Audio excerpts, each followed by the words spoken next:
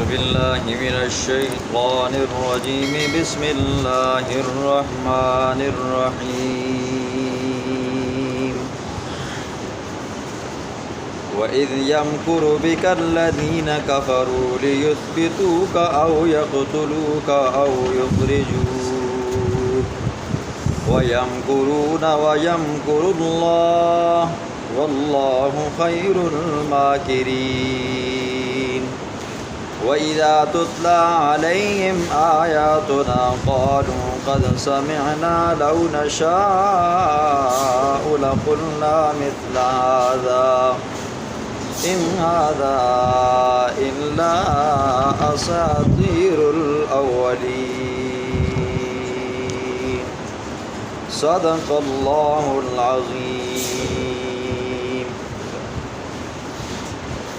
کل کے درس میں آپ نے سنا اللہ رب العزت نے صحابہ کرام کی مکی زندگی کو بیان فرمایا کہ وَاذْكُرُوا یاد کرو تم اس زمانے کو اذ انتم قلیل مستضعفون جب تم تھے بہت تھوڑے، مستضعفون فی الارض تمہیں زمین میں کمزور شمار کیا جاتا تھا، تمہیں ہلکا لیا جاتا تھا، تخافون ان یتخطفکم الناس تم خوف محسوس کرتے تھے کہ کہیں لوگ تمہیں اچک نہ دیں، تمہیں قتل نہ کر ڈالیں۔ پھر اللہ نے تمہارے اوپر پہلا انعام کیا فآواکم تمہیں ٹھکانہ دیا مدینہ طیبہ کے اندر، دوسرا انعام کیا وأیدکم بنصرہ اپنی مدد کے ذریعے تمہاری تائید کی، اور تیسرا انعام یہ کیا ورزقکم من الطیبات تمہیں بہترین کھانوں سے نوازا، کیوں؟ لعلکم تشکرون تاکہ تم شکر گزار ہو جاؤ۔ آج کے درس میں اللہ رب العزت حضور کی اور صحابہ کرام کی مدینہ طیبہ ہجرت کرنے کی علت کو، سبب کو، وجہ کو بیان فرمائیں گے کہ آخر وہ کیا چیز تھی کہ اللہ کا پیغمبر اور صحابہ کرام مجبور ہوئے مکے کو چھوڑ کر وہاں پر گئے جی، اپنے کنبے قبیلے کو، خاندان کو، اپنے آبائی گاؤں کو، اپنے آبائی علاقے کو چھوڑ کر وہاں پر گئے۔ حضور صلی اللہ علیہ وسلم نے 13 سال نبوت کے مکہ میں گزارے، تو ان 13 سالوں میں اللہ کے پیغمبر نے تبلیغ احسن انداز سے کی، باوجود مشکلات ہونے کے، باوجود رکاوٹیں ہونے کے، اللہ کے پیغمبر کی تبلیغ کا اثر مکہ کے اندر بھی ہوا اور مکہ کے آس پاس جو قبائل تھے وہاں پر بھی ہوا، اور مکہ کی طرف آنے والے لوگوں کے اوپر بھی اثر ہوا، اور یہ بات مشرکین مکہ کو انتہائی ناپسند گزرتی تھی کہ کل وہ آیا اور جس نے نبوت کا دعویٰ کیا ہم اسے روکتے بھی رہے، رکاوٹیں ڈالتے بھی رہے، ان کے ساتھیوں کو ہم مارتے بھی رہے، تشدد بھی کرتے رہے، ان کا کھانا پینا بند کرتے رہے۔ 3 سال تک اللہ کے پیغمبر شعب ابی طالب میں بند رہے جی، بائیکاٹ کر دیا، کھانا پینا نہیں دیا جاتا تھا، نہ صحابہ کو نہ اللہ کے پیغمبر کو۔ حضور کی اور صحابہ کی جو بیٹیاں تھیں کفار کے گھروں میں وہ انہوں نے طلاق دے ڈالی تھی۔ یہ بڑی بڑی مشکلات تھیں جو صحابہ کو پیش آئیں، 3 سال یہ نظر بند رہے، لیکن وہ کہتے تھے اگر ہم انہیں روکیں گے نہیں تو یہ بندہ کل ہمارے بالکل دین کو ختم کر دے گا، ہم جن الہوں کی خداؤں کی عبادت کرتے ہیں ان کو بالکل ختم کر دے گا اور ایک خدا کی طرف ہمیں موڑ دے گا، اور ہماری جو بنی بنائی عزت ہے نا جی، جو ہم ٹھیکیدار بنے ہوئے ہیں، یہ ختم ہو جائیں گے۔ اب مشرکین نے ایک میٹنگ بلائی، مشورہ بلایا جی۔ اب یہ مشورہ، یہ میٹنگ جو تھی صرف سرداروں کے اوپر منحصر تھی۔ انہوں نے کہا صرف سرداروں کو بلایا جائے اور نام لکھ کر چوکیدار کو، دربان کو دیے جائیں کہ یہ سردار جب ہمارے دار الندوہ کے اندر آ جائیں گے تو پھر دروازے کو بند کر دینا۔ اب اس میٹنگ کے اندر تمام وہ سردار آئے جو ان کے ماننے والے تھے جی، کفار تھے، تو سارے آئے۔ آخر میں ایک بندہ آیا جی جو بڑا سفید ریش قسم کا بندہ تھا۔ چوکیدار نے کہا کہ کون ہو آپ؟ اس نے کہا میں اندر جانا چاہتا ہوں، میں نجد کا سردار ہوں۔ کہا آپ کا نام کیا ہے، آپ کا تعارف کیا ہے؟ تو اس نے اپنا یہ تعارف کروایا۔ اس بندے نے کہا میں اندر جا کر پوچھتا ہوں کہ آیا آپ کو اجازت ہے بھی یہ نہیں۔ جب وہ اندر گیا تو بتایا گیا کہ ایک بار بندہ آیا ہوا ہے، سفید ریش ہے، بزرگ قسم کے، اور اپنے آپ کو نجد کا سردار کہنا چاہتا ہے، اور کہنا یہ چاہتا ہے میں تمہارے ہم خیال ہوں جی، میں بھی تمہاری طرح ہوں، اس پیغمبر سے تنگ ہوں، اس دین سے تنگ ہوں، ان صحابہ سے میں تنگ ہوں، لہٰذا آپ مجھے اپنے ساتھ بلاؤ جی۔ اب جب اندر سارے سردار بیٹھ گئے جی، میٹنگ لگی، میٹنگ کے اندر ابو جہل تھا، ایک اور بندہ تھا جی، یہ سر فہرست تھے جو بڑے جوشیلے قسم کے تھے۔ ہر ایک بندے نے اپنی مشورہ اور رائے دینے کی کوشش کی۔ ابو جہل کھڑا ہوا، اس نے تقریر کی، بڑی جوشیلی تقریر کی۔ اس نے کہا دیکھو شروع میں ایک بندہ تھا، پھر دوسرا ہوا، پھر تیسرا ہوا، اب اس کی تبلیغ کے چرچے مکہ میں بھی ہو رہے ہیں، باہر میں بھی ہو رہے ہیں، لوگ یمن سے آ رہے ہیں، شام سے آ رہے ہیں، مسلمان ہو رہے ہیں، ہم نے ہر حربہ استعمال کر دیے، اگر ہم نے اسے روکا نہیں نا تو ہمارا دین ختم ہو جائے گا، لہٰذا آج حتمی فیصلہ کرنا ہے جی۔ تو کچھ سردار انہوں نے کہا اس طرح کرتے ہیں کہ اس بندے کو نظر بند کر دیتے ہیں، نظر بندی اس پر لگاتے ہیں، قید کر دیتے ہیں۔ تو ابو جہل نے کہا مجھے تو تمہاری عقل کے اوپر بھی افسوس ہوتا ہے، ہم نے یہ حربہ اس پر استعمال کیا ہے، 3 سال ہم نے اسے بند کیا ہے، لیکن 3 سالوں کے اندر بھی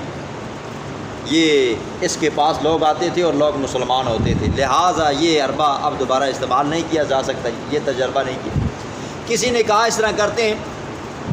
اس کو جلاوطن کر دیتے ہیں جی، اپنے علاقے سے ہی نکال دیتے ہیں۔ تو پھر ابو جہل نے کہا مجھے تمہاری عقل کے اوپر افسوس آتا ہے، ہم باوجود طاقتور ہونے کے جی، ہمارے پاس لوگ ہیں، ہمارے اندر رہنے والا یہ بندہ ہے، ہم ہر حربے سے اس کو اور اس کے صحابہ کو روک سکتے ہیں، جب یہ ہمارے قبیلے سے ہماری بستی سے نکل جائے گا تو جن لوگوں کے پاس جائے گا وہ تو سیدھے سادے لوگ ہوں گے، ان کو تو آنن فانن اپنی طرف موڑ دے گا۔ اور اللہ کے پیغمبر کے بارے میں آتا ہے کہ حضور صلی اللہ علیہ وسلم کی زبان اطہر شہد سے زیادہ میٹھی تھی، جو بندہ ایک مرتبہ حضور سے بات کر لیتا نا جی، حضور اکرم صلی اللہ علیہ وسلم کے چہرے کو دیکھتا نا جی، وہ آنن فانن مسلمان ہو جاتا جی، اگر دل کا پیالہ خالی ہوتا۔ تو یہ مشورہ ہی مسترد ہوا، پہلا مشورہ قید والا یہ بھی مسترد ہوا، دوسرا کہ اس کو جلاوطن کیا جائے یہ بھی مسترد ہوا، کہ وہاں جائے گا تو اس کے ساتھ فوج بنے گی، پھر واپس آئے گا تو ہم سے سارے بدلے لے گا۔ تیسرا مشورہ یہ طے ہوا کہ کیا کیا جائے جی، او یقتلوا، اس بندے کو قتل کیا جائے جی۔ اب جب قتل کرنے کا یہ مشورہ دیا گیا، وہ جو بوڑھا بابا تھا اس نے کہا مجھے بھی تمہاری یہ رائے پسند تھی، حقیقت میں وہ بوڑھا بابا شیطان تھا جی، شیطان ان کاموں میں ساتھ دیتے۔ اب مشورے کے اندر طے ہوا قتل ہو جائے جی۔ قتل کرنے کے لیے کہ اب کرنا کیا چاہیے جی، کیسے قتل کیا جائے؟ کہا کہ ہر قبیلے سے ہر قوم کے ایک بندہ ہونا چاہیے،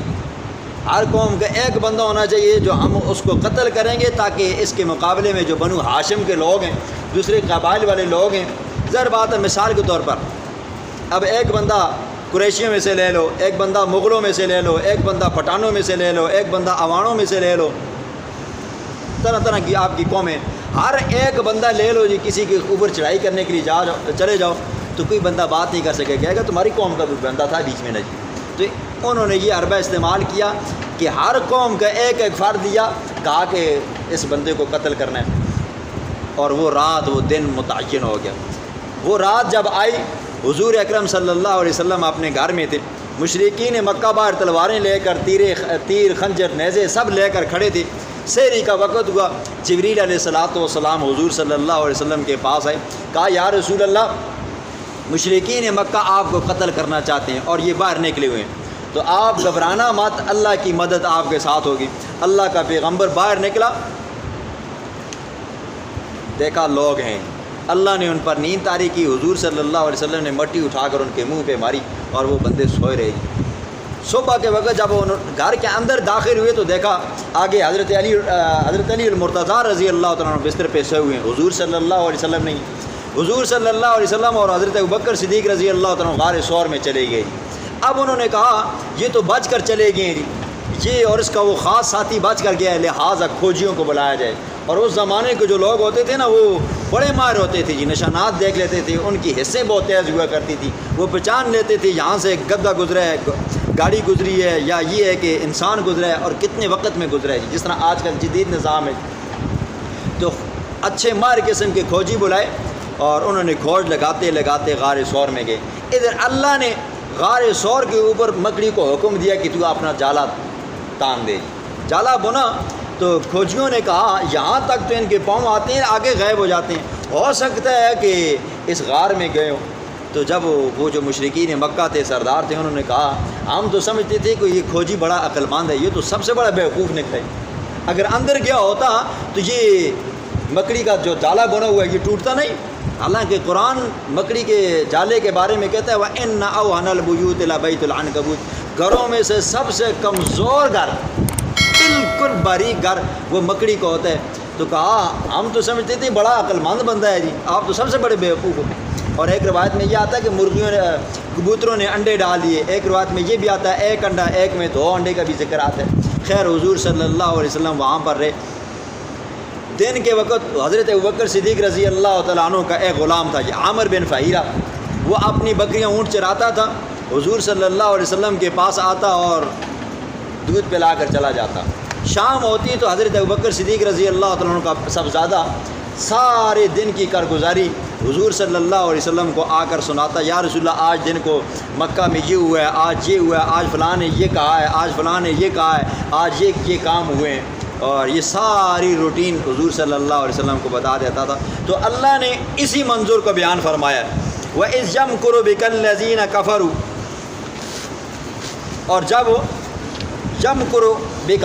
آپ کے خلاف تدبیر کر رہے تھے، الذین وہ لوگ کفروا جنہوں نے کفر کیا، کیا تدبیریں کر رہے تھے؟ لیثبتوک، آپ کو قیدی بنایا جائے، آپ کو نظر بند میں رکھا جائے، او یقتلوک، یا یہ ہے کہ آپ کو قتل کیا جائے، او یخرجوک، یا آپ کو جلا وطن کیا جائے۔ تو تجویز یہ طے ہوئی کہ آپ کو قتل کیا جائے گا۔ وَيَمْكُرُونَ وَيَمْكُرُ اللَّهُ، وہ بھی تدبیریں کر رہے تھی چھپی چھپی، چھپا چھپا کر، وَيَمْكُرُ اللَّهُ، اور اللہ بھی تدبیریں کر رہا تھا۔ اور اللہ کی تدبیر کیا، اگر کسی کی تدبیر کیا ٹیک سکتی ہے جی؟ ساری دنیا ایک طرف ہو جائے، اللہ کی تدبیر کا مقابلہ نہیں کر سکتی۔ فرمایا وَاللَّهُ خَيْرُ الْمَاكِرِينَ، اللہ بہترین تدبیر کرنے والا ہے۔ وَإِذَا تُتْلَىٰ عَلَيْهِمْ آيَاتُنَا قَالُوا قَدْ سَمِعْنَا، جب پڑھی جاتی ہیں ان کے اوپر ہماری آیات، قالوا کہتے ہیں قد سمعنا، تحقیق ہم نے سن لیا، لو نشاء لقلنا مثل هذا، اگر ہم چاہتے نا تو ہم بھی اس جیسا قرآن لے آتے جی۔ پیچھے قرآن نے چیلنج کیا تھا، پہلے پارے میں آپ نے سنے، جب کہ انہوں نے کہا یہ کسی سے پڑھ کر آتا ہے جی، اپنی طرف سے بناتے، تو اللہ نے چیلنج کیا اگر تم مقابلہ کرنا چاہتے ہو تو پھر اس جیسا قرآن لے کر آؤ جی۔ اگر اس جیسا قرآن نہیں لا سکتے تو کم از کم 10 صورتیں لے آؤ، اگر 10 صورتیں نہیں لا سکتے تو کم از کم 1 صورت لے آؤ، اگر 1 صورت بھی نہیں لا سکتے تو کم از کم انا اعطیناک الکوثر کا مقابلہ کر کے دکھاؤ۔ عاجز آ گئے اور 1400 سال گزر گئے، 1500 سال چل رہے ہیں، آج تک اس کا مقابلہ کوئی نہ کر سکا۔ تو بدبخت کہنے لگے اگر ہم چاہیں تو اس جیسا قرآن لے آئیں، ان ھذا الا اساطیر الاولین، نہیں ہے یہ قرآن مگر پہلے لوگوں کی کہانی ہے۔ دیکھیں قرآن کے اندر اچھے لوگوں کی بھی کہانیاں ہیں، برے لوگوں کی بھی کہانی ہیں، قرآن کے اندر قوموں کے بھی